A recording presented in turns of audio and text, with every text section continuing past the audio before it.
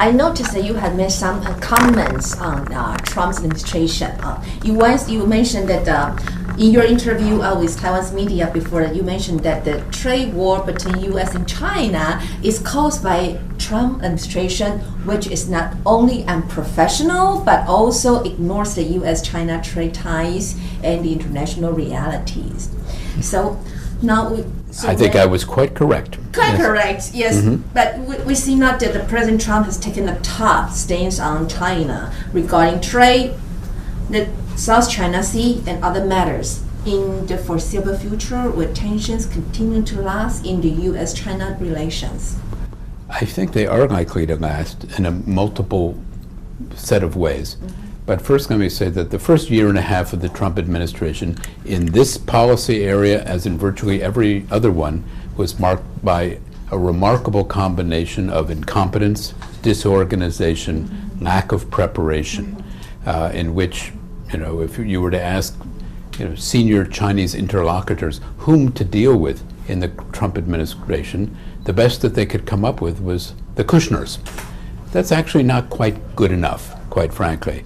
And it's taken a very long time for the Trump administration to have senior people put in place in State Department and Defense Department, National Security Council, who know anything serious about China. That said, now nearly 2 years into this administration, there is a beginning of a coherent policy toward China.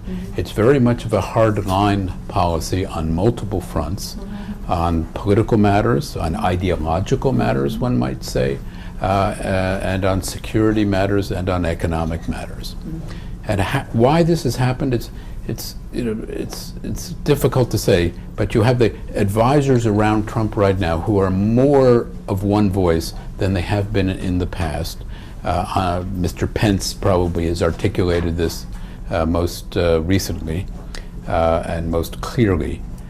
But if you were to look at kind of large causal reasons, in the last 5 years under Xi Jinping, China has gone to the left, very significantly, and for many observers, unexpectedly strongly to the left, in favor of increased party control, increased state-owned enterprise, reduced access, or apparently reduced access for international firms to Chinese market areas, seeking to create Chinese winners and national champions at home and abroad.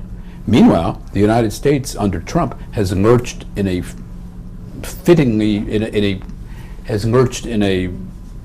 very disorganized way to the right.